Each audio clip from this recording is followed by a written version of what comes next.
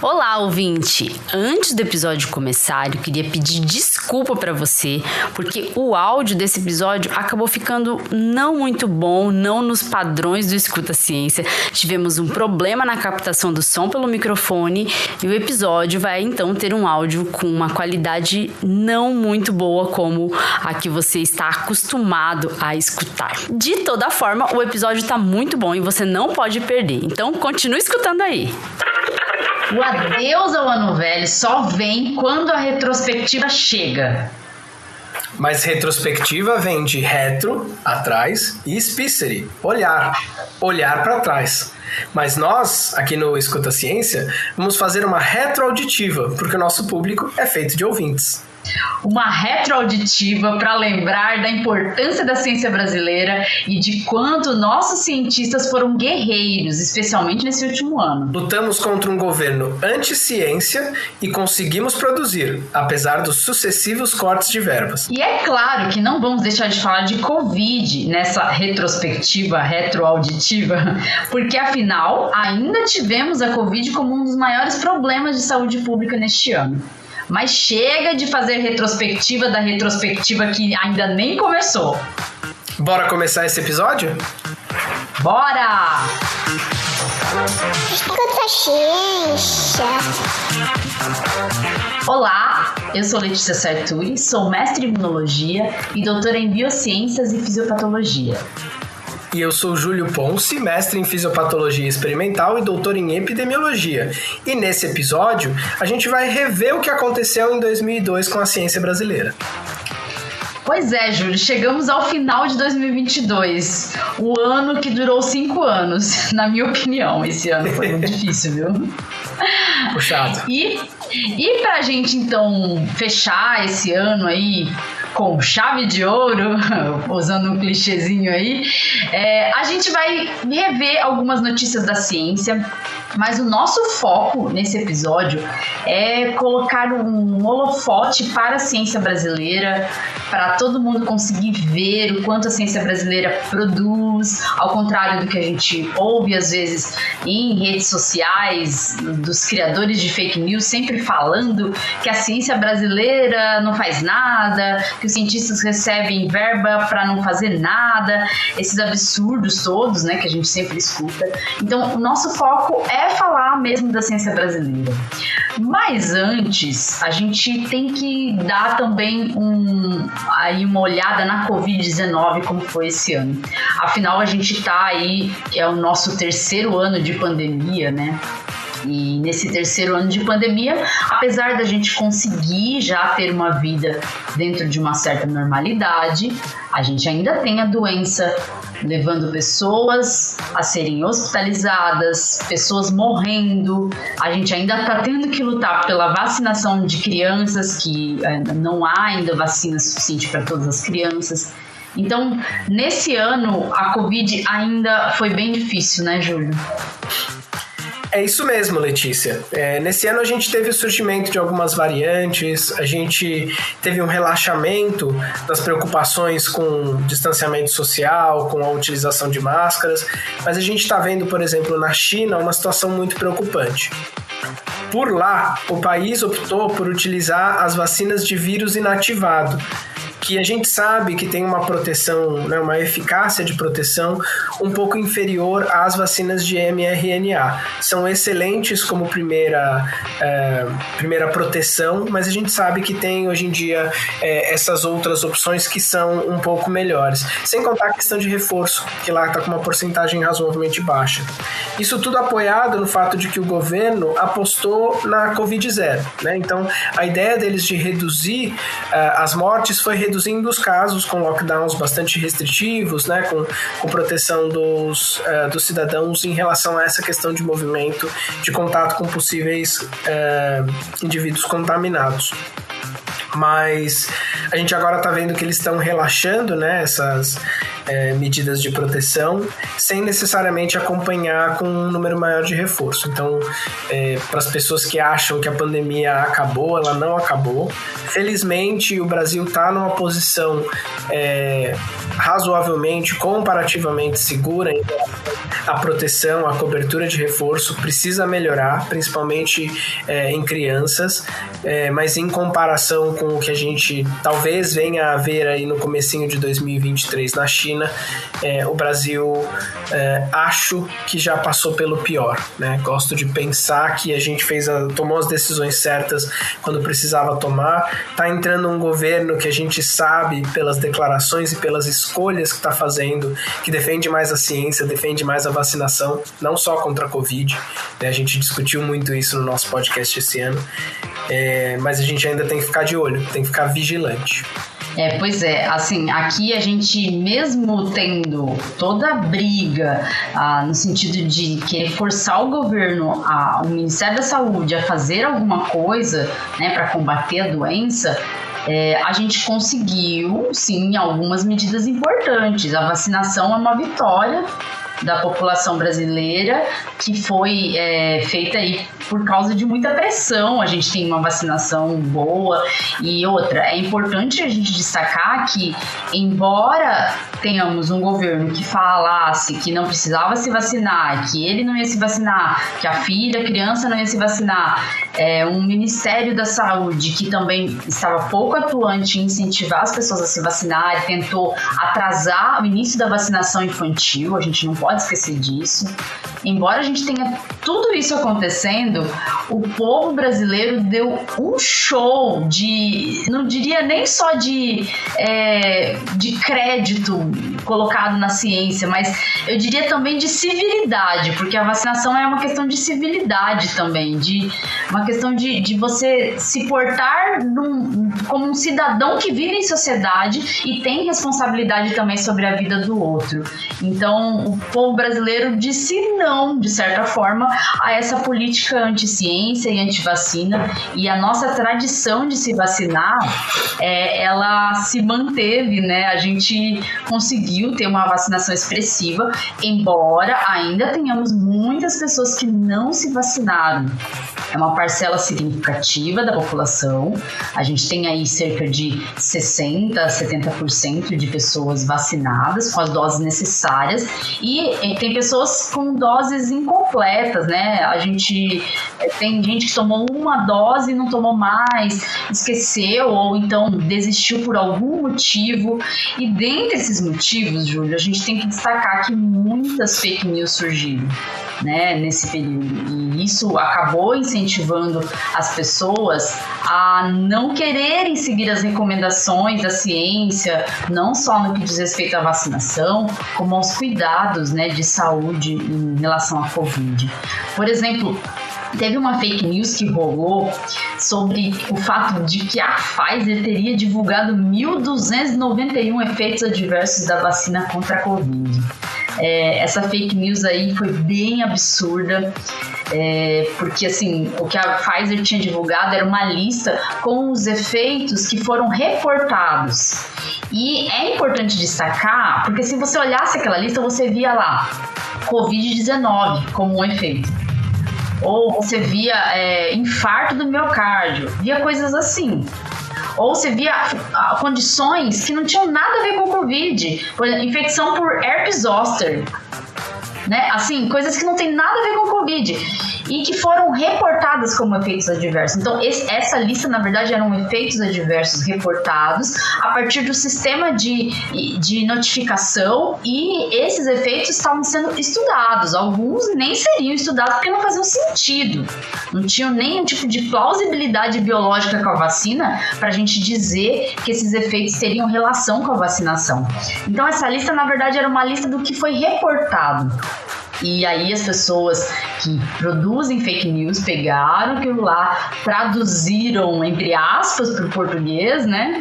Fizeram uma tradução colocando o que queriam colocar ali, dizendo que a Pfizer tinha divulgado mesmo essa lista.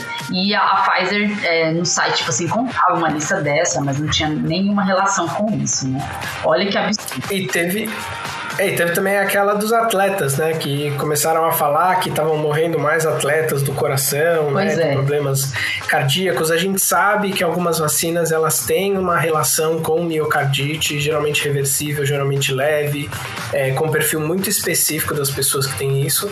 E a gente sabe que tem casos de atletas de alta performance que têm problemas cardíacos, não diagnosticados ou por uma questão, né, de esforço excessivo, e as pessoas começaram a achar que uma coisa estava relacionada à outra e começaram a espalhar essa mentira, incluindo numa das fake news que rodaram aí durante esse ano, pessoas que não tinham morrido sequer de problemas cardíacos, né? Então, falavam, olha, esse atleta aqui de 17 anos, não sei o que, você ia ver, tinha morrido num acidente de trânsito, né? Para tentar empurrar essa narrativa mentirosa, perigosa, né? E que assustadoramente convincente para quem não faz uma pesquisa simples para ver que é mentira, de que a vacina teria causado a morte excessiva dessas pessoas, desses atletas, e a gente sabe que não é uma verdade.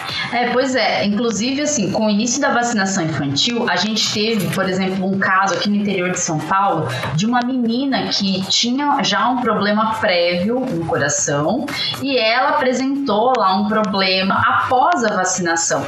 Mas, na verdade, se tratava de um problema que ela já tinha nascido com aquele problema. Então, isso foi uma das fake news que também diminuiu a adesão à vacinação infantil na época. Acredito que hoje já tenha se regularizado, embora ainda essa semana eu vi um perfil no Twitter divulgando um artigo falando assim que as crianças vacinadas tinham mais Covid do que as crianças não vacinadas e que a vacina não protegia e provocava efeito adverso. E a pessoa não tinha nem lido o artigo. A Daisy Mota, que já participou do episódio, que tem a página Ciência do Exercício, foi lá desmentir a pessoa, falando assim que o artigo não dizia aquilo, que bastava ler, que a pessoa nem leu o artigo. Então as fake news continuam rolando. Inclusive tem muita fake news em cima do fato da gente não conhecer muito o vírus, não conhecer a proteína spike do vírus que é produzida quando a gente se vacina, né? E aí muita gente falando que a vacinação produziria a proteína spike, que é tóxica, e essa vacina então poderia gerar efeitos de longo prazo como câncer. Isso é muito absurdo, porque assim, gente, como que a proteína spike que é produzida quando você se vacina seria tóxica e a proteína spike que está no vírus não seria tóxica, com todos os componentes do vírus, né? Então são fake news que são muito fáceis de desmentir pra gente da área, mas as pessoas que estão ali fora dessa área da saúde, não tem muito contato com ciência, dificilmente vai conseguir diferenciar uma notícia falsa de uma notícia verdadeira. E por isso que eu acho que, assim, uma coisa que a gente sempre refletiu aqui no Escuta Ciência, é importante a gente ressaltar e falar para o ouvinte que todo mundo que tem acesso à informação tem que ser uma pessoa que combata fake news e que dissemine informação. As pessoas já estão cercadas de desinformação. Sim. E pegando o seu gancho, né, em relação a essa questão das fake news, essa que você acabou de mencionar, de que as pessoas falam que pessoas que tomaram a vacina têm mais Covid do que as pessoas que não tomaram, é uma questão numérica. Se a gente tem uma população em que grande parte está vacinada, os poucos casos que a gente vê entre pessoas vacinadas, primeiro, são menos graves, segundo, eles representam uma porcentagem menor em relação àquela subpopulação que tomou a vacina. Fazendo uma analogia muito, muito simples, se a gente tem 102 pessoas na população, 100 delas vacinadas, 2 não. E daí a gente tem 3 pessoas que tomaram a vacina, dentre as que tomaram a vacina, que estão com Covid. E uma pessoa dentre as que não tomou, que tem Covid. No primeiro caso, são 3% dos vacinados que pegaram Covid. No segundo, 50%. O número absoluto é maior? De fato é maior. Mas a porcentagem é menor. E se a gente monitorar esses pacientes, estatisticamente, pelo que a gente tem visto, os pacientes que estão vacinados vão ter desfechos mais positivos. Então, provavelmente não vão ter aversão grave, provavelmente vão conseguir uma recuperação rápida, tem uma chance menor de ir a óbito, né? A gente sabe que não reduz a zero, mas a gente sabe que até para gripe simples, né? Esse risco de ir a óbito também não é zero, mas protege. E a gente tem agora um corpo de evidência mundial que comprova essa alegação que a ciência já fazia quando estava desenvolvendo as vacinas. Então, realmente, quem acredita que não tem proteção não está prestando atenção no que está acontecendo em volta. Falando no que está acontecendo em volta, a gente separou algumas notícias para comentar do que aconteceu esse ano na ciência brasileira, para celebrar, né, a ciência que a gente faz no nosso país. Você quer começar com a primeira que a gente selecionou, Letícia? Vamos lá, então. A gente tem que valorizar a ciência brasileira, e muito do que a gente sabe hoje sobre Covid veio da ciência brasileira, né? Inclusive, a gente tem que celebrar, por exemplo, o sequenciamento do vírus que foi feito por pesquisadoras brasileiras. Então, celebrando a ciência brasileira em 2022, eu queria destacar aqui um estudo que mostrou que o SARS-CoV-2 pode ficar no organismo por um tempo superior ao recomendado para a quarentena. Isso aí a gente já suspeitava, né? Porque sabemos aí que esse período de quarentena pode ser muito variável de pessoa para pessoa. Essa história de 5 dias não tem cabimento, porque geralmente por 5 dias ainda você está transmitindo, está no pico da transmissão. Então não aceite que, ok, embora se tenha atestados de 5 dias, se você vai voltar a trabalhar, por exemplo, e está com Covid, fique aí com máscara PFF2, proteja as pessoas que estão ao seu redor, porque você ainda está transmitindo. E nesse estudo que foi conduzido por brasileiros, a gente teve esse estudo sendo publicado na revista Frontiers in Medicine, e esse estudo foi um alerta importante, porque é arriscado liberar antes. Afinal, o vírus permanece no organismo e a gente pode ter essa transmissão. Dos 38 casos que foram acompanhados no estudo, 2 homens e uma mulher foram atípicos, permanecendo mais de 70 dias com o vírus detectável no organismo. Segundo os pesquisadores, baseados nesse resultado, podemos dizer que cerca de 8% dos infectados pelo SARS-CoV-2 podem apresentar capacidade de transmissão do vírus por mais de 2 meses, sem necessariamente apresentar qualquer sintoma durante a fase inicial da infecção. Isso é bem assustador, né? Esses pacientes foram monitorados com RT-PCR, né, para tentar detectar o material genético do vírus, e dessa forma, então, pôde-se ver que os períodos podem durar muito tempo. Tem gente que fica 70 dias, gente com 20 dias. A gente viu, por exemplo, monitorando nossos próprios testes, cerca de 14 dias ainda com positividade. Várias pessoas que a gente conhece, né, Júlio? A gente acompanhou aí pessoas com 12, 13 dias ainda com teste muito positivo, o que indica a presença do vírus nas vias aéreas, né? Então, nas vias aéreas superiores, que é onde a gente está ali com o vírus sendo possível de ser transmitido. Então, é arriscado sim, você sair do isolamento muito curto. E a gente teve cientistas brasileiros, né, envolvidos então também nesse conhecimento, né, em acrescentar esse conhecimento para a Covid. E a gente, obviamente, tem que tomar cuidado quando a gente faz uma afirmação dessas para um caso, né? Exato. Então, se a gente falar, olha, teve um caso atípico em que a gente notou, mas esse estudo que você falou acompanhou 38 pacientes, 2 deles foram atípicos, e tem outros estudos, inclusive um feito na Faculdade de Medicina da USP, que mostraram resultados similares, e estudos no exterior, que também apontaram que tem alguns pacientes que ficam meses, né, com o vírus no corpo em concentração suficiente, às vezes sem sintomas, mas em concentração suficiente para ser transmissível. Então, o alerta que é importante fazer monitora os sintomas, mas monitora também a positividade nos testes. Né? Então, apesar de existir a regra ali dos 5 dias, eu acho que ela é válida se não tem sintoma e o teste está negativo. Exato, sim. É recomendado que a pessoa saia, né? Pode se considerar livre para poder sair do isolamento. Qualquer situação com sintoma e com resultado positivo, aí eu acho que precisa ser investigado com um pouquinho mais de parcimônia.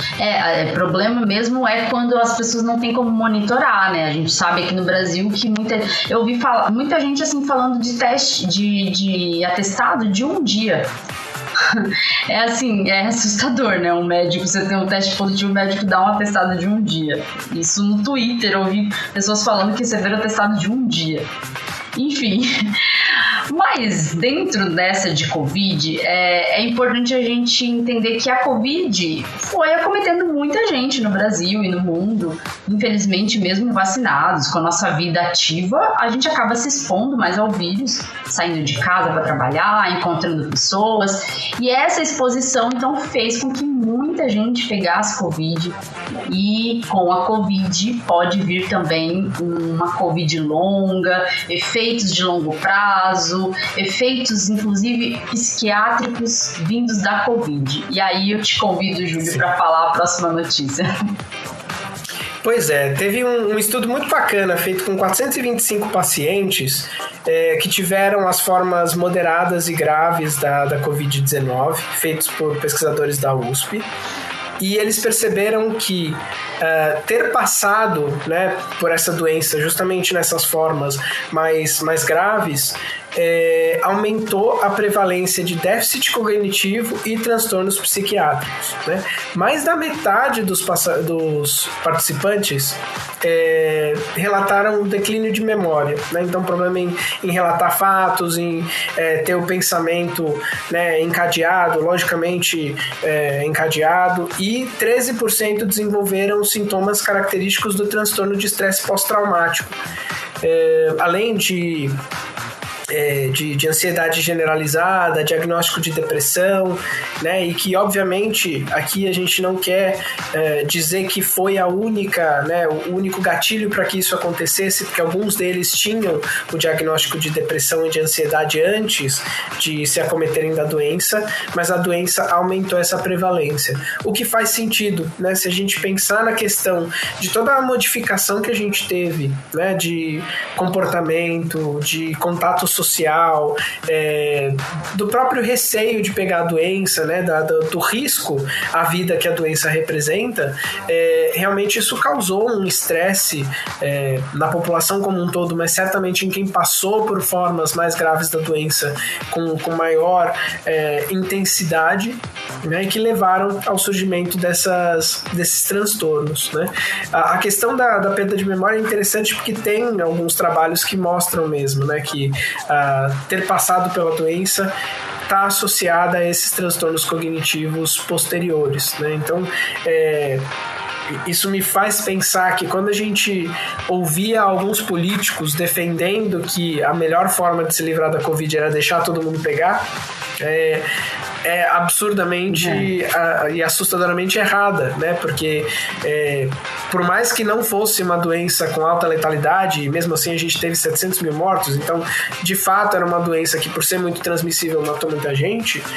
A gente está falando de uma doença que deixa sequelas, então não é uma doença, eu sobrevivi, tá tudo bem. Não, eu sobrevivi, mas com que qualidade de vida, né?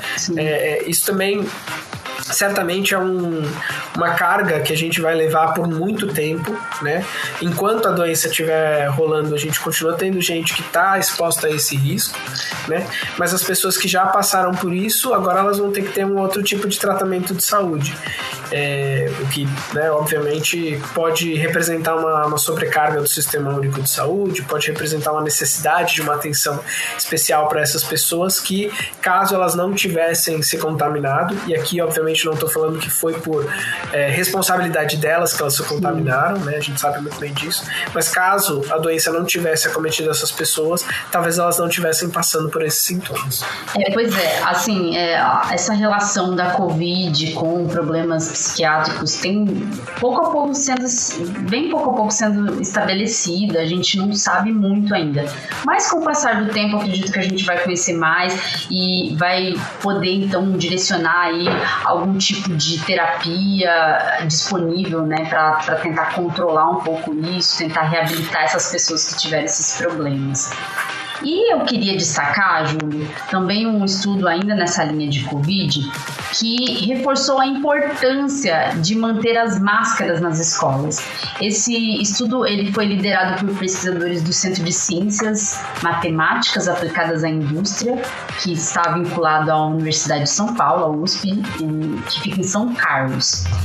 E nesse estudo, eles então avaliaram uma comunidade, né, na cidade de Maragogi, litoral de Alagoas, um lugar com 33 mil habitantes.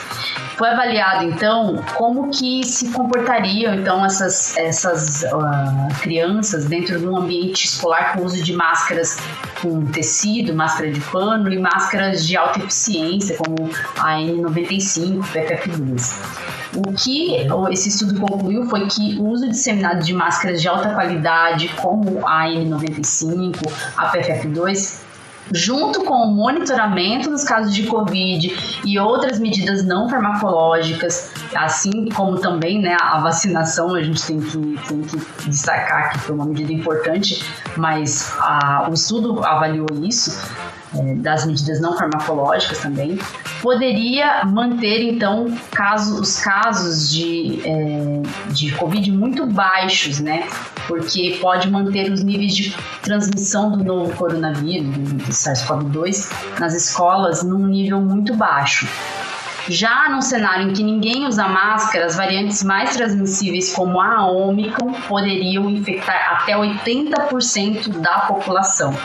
Essas são, então, algumas conclusões do estudo. E é isso, a gente já tem uma noção disso. Também outros pesquisadores viram isso ao longo desses anos. Inclusive, o Lucas Ferrante, que já participou aqui do Escuta Ciência, ele falou que em Manaus foi o ambiente escolar que propiciou o aparecimento de variantes como a variante P1, né? Então, a gente tem que destacar que o ambiente escolar oferece risco e se as crianças estiverem usando máscara, continuarem usando máscara, a gente pode, então, controlar bem essa transmissão. E agora, a gente vai, então, parar um pouco de falar de Covid, né, Júlio? Vamos seguir para notícias da pesquisa brasileira e por outros temas. Mas, fechando só essa parte de Covid, é importante, gente, a gente continuar se cuidando com a vacinação em dia e com o uso de máscara em locais com aglomeração de pessoas, especialmente em momentos de alta transmissão, como o que a gente está tendo agora no Brasil, né, com essa nova onda. Então, se você quer se prevenir, continue fazendo o que você já fazia. Bom, para então a gente abrir essa retrospectiva, essa retroauditiva de estudos brasileiros, eu quero falar aqui que tem um estudo que chegou à conclusão de que a Amazônia foi densamente povoada no passado e a ação humana moldou a floresta existente hoje. E nós não estamos falando de ratanabá. Não estamos falando de ratanabá, tá? A gente está falando de coisa séria, não de fake news. Um estudo de arqueologia conduzido aí por brasileiros avaliou então a presença aí de muitos anos, de cerca de 8 a 10 milhões de pessoas povoando a Amazônia, há cerca de 8 mil anos, né, há muito tempo. Isso por meio então de achados arqueológicos, foi possível avaliar isso por meio de geoglifos, foi possível avaliar então que a floresta foi povoada e foi moldada por meio dessa habitação aí do passado. É a arqueologia mostrando aí algumas coisas interessantes pra gente, que ajudam a gente a também entender um pouco o comportamento da floresta e também a saber lidar com a floresta, né? Sim, isso é uma coisa super bacana, porque 2022 foi o ano em que eu me mudei aqui para Inglaterra. E aqui eles têm essa questão de arqueologia, né, de conhecer a história deles, muito, muito forte. Né? Na verdade é uma tradição europeia de fazer isso, justamente porque eles foram os colonizadores, né? O que eles destruíram foram eles mesmos que destruíram, não por invasores, salvo em alguns casos muito específicos.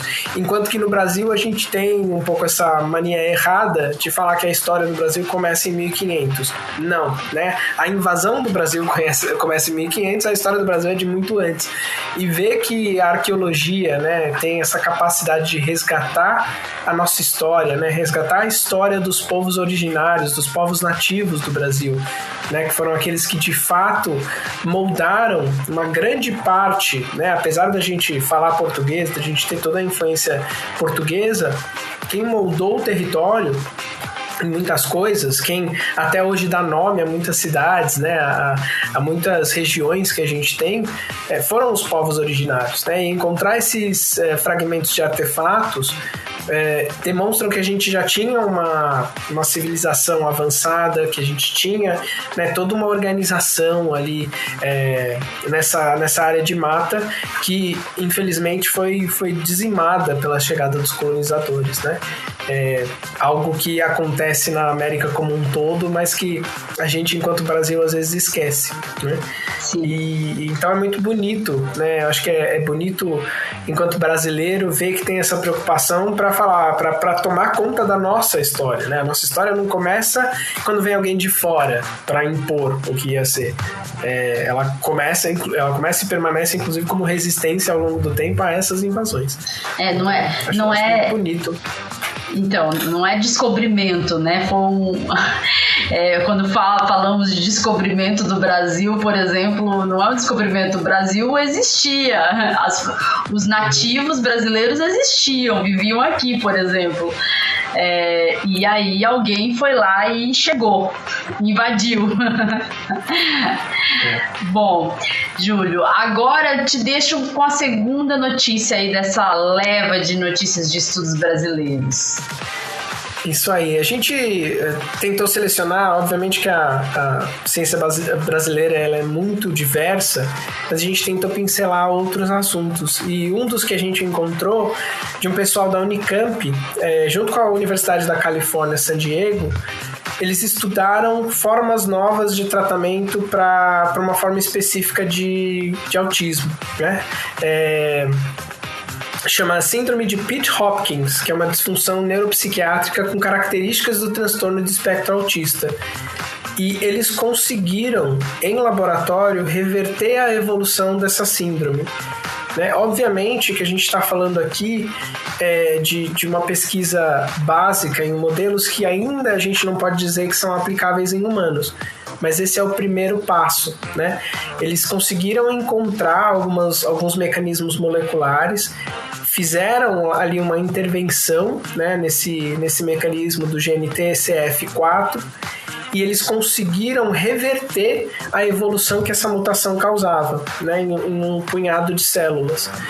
E, obviamente, né, se a gente tiver a possibilidade, né, a evolução desse tipo de tratamento com a possibilidade de aplicação em humanos, pode ser que a gente consiga reverter o surgimento e o desenvolvimento dessa doença em pessoas também. Né? Então é muito interessante porque agora a gente tem conseguido, né, inclusive surfando na onda aí das técnicas de edição gênica como a CRISPR, que inclusive ganhou o Prêmio Nobel de Química em 2020, fazer essas intervenções. Né? Então é muito bonito a gente pensar que a gente pode estar entrando num mundo novo, né, de edição, né, do código genético para intervenção, né, nessa doença. Óbvio que ainda tem um caminho bastante grande até chegar na aplicação em humanos, até a gente poder considerar isso um tratamento, mas saber que foi um sucesso em laboratório é o primeiro passo e com certeza merece reconhecimento e comemoração. Isso é bem legal, assim, porque a gente tem que ter um avanço em todas as áreas, né? Ainda mais na saúde humana, que é tão difícil, isso, uma doença como autismo, que a gente tem alterações assim significantes e que pode variar tanto o espectro, né? Eu acredito que qualquer avanço é importante para entender melhor como acontece e abrir brechas para que tratamentos possam estar disponíveis e tratamentos eficazes, né?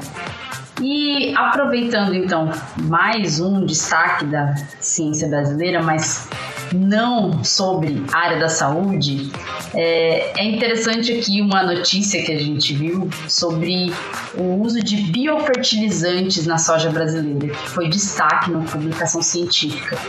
Isso envolveu centros de pesquisa relacionados ao Embrapa, contou também com o apoio da FAPESP aqui do estado de São Paulo, né, que é uma agência de fomento, para vocês verem que é importante a gente ter agência de fomento para ter estudos científicos. E aí na área de agricultura, então um estudo que é bem diferente da nossa área e também mostra o quanto até mesmo a ciência pode ajudar a economia, né? Aqui no Brasil, então, foi utilizado a estratégia de microbioma como biofertilizante da soja brasileira. A estratégia consiste no efeito conjunto de fungos, bactérias e outros micro-organismos em prover os nutrientes necessários às plantas, garantindo maior produtividade nas lavouras, além, é claro, de ganhos econômicos e ambientais. Então, veja só, a gente pode estudar micro-organismos que podem, então, abastecer a lavoura com os nutrientes necessários e dessa forma, se a gente estimula o crescimento desses micro-organismos, a gente pode ter uma forma mais, vamos dizer assim, sustentável de cultivar a soja e abastecer também essa atividade econômica que no Brasil é uma das principais atividades, né? A agricultura é uma atividade importante para o Brasil e a gente sabe que a soja é um dos principais cultivos que a gente tem no Brasil. Então é bem interessante ver a ciência também ajudando uma área que vem de uma atividade econômica tão importante, né, para o país. Sim, e pegando, né, o gancho, né, dessa questão da aplicação da soja, e pensando, né, que a gente tá aí chegando no final do ano a gente às vezes exagera um pouquinho no consumo de doces, né, e a gente sabe que a gente gosta muito de doce, principalmente na festa junina. Então, puxando dois assuntos, né, parece que não tem a ver, mas doce precisa de algum edulcorante, né? Alguma coisa para adoçar aquele produto, né? Geralmente é açúcar. Festa junina a gente associa com chapéu de palha, né? E também com os doces juninos. Imagina se essa palha que a gente tem no chapéu, a gente conseguisse produzir um adoçante a partir dela. Pois é, foi isso que alguns pesquisadores conseguiram fazer através de uma versão modificada do micro-organismo Saccharomyces cerevisiae, né? Um levedo de fermentação utilizado para a produção de várias outras coisas, inclusive de cerveja.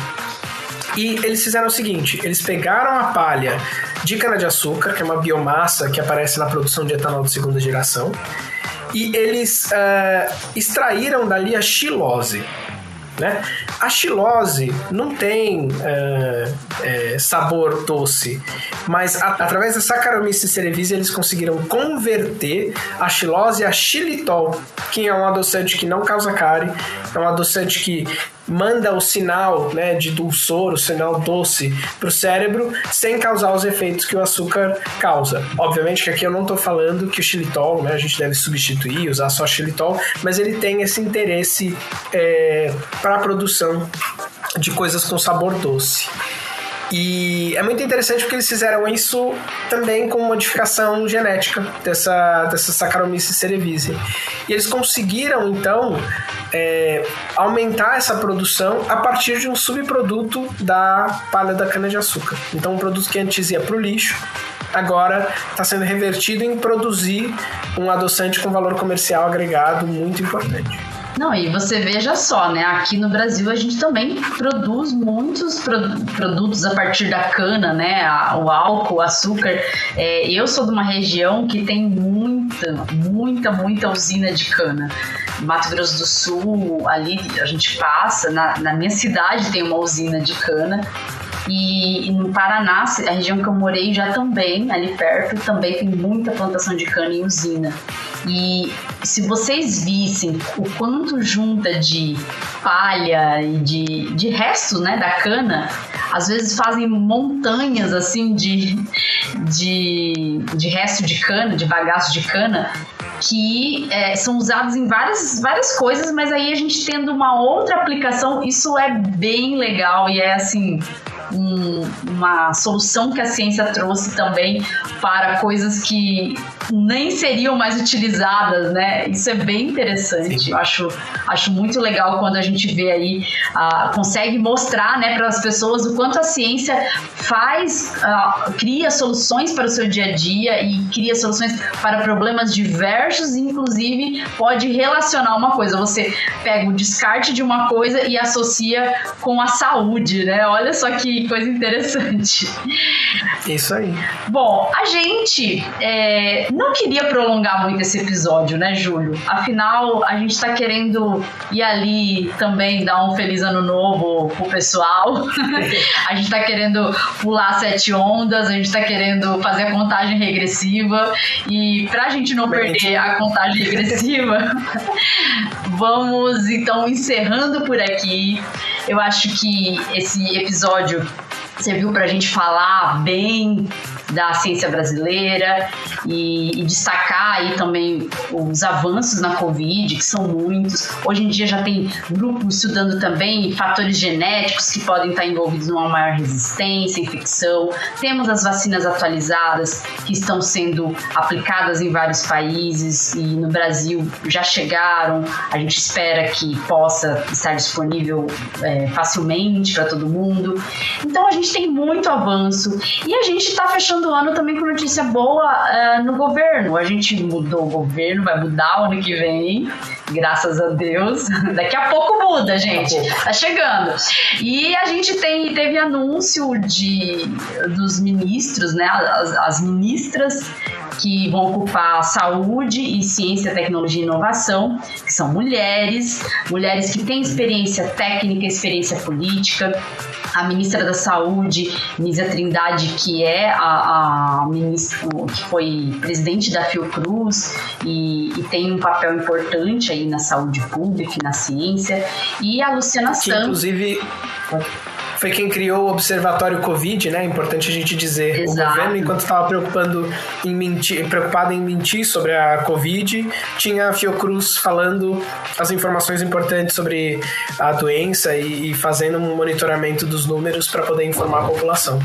Então, e aí você vê o papel importante, né? Mesmo sem estar vinculado ao governo, fez um papel de Estado. E a Luciana Santos também tem uma experiência política em ciência, foi da Secretaria de Ciência e Tecnologia de Pernambuco. Então, a gente tem um time bom que está chegando para renovar o nosso país, é o que a gente precisa. E há esperança para a ciência e também para a saúde, né, Júlio? Eu acho que a gente precisava de notícias alentadoras depois desses 4 anos que a gente teve de destruição.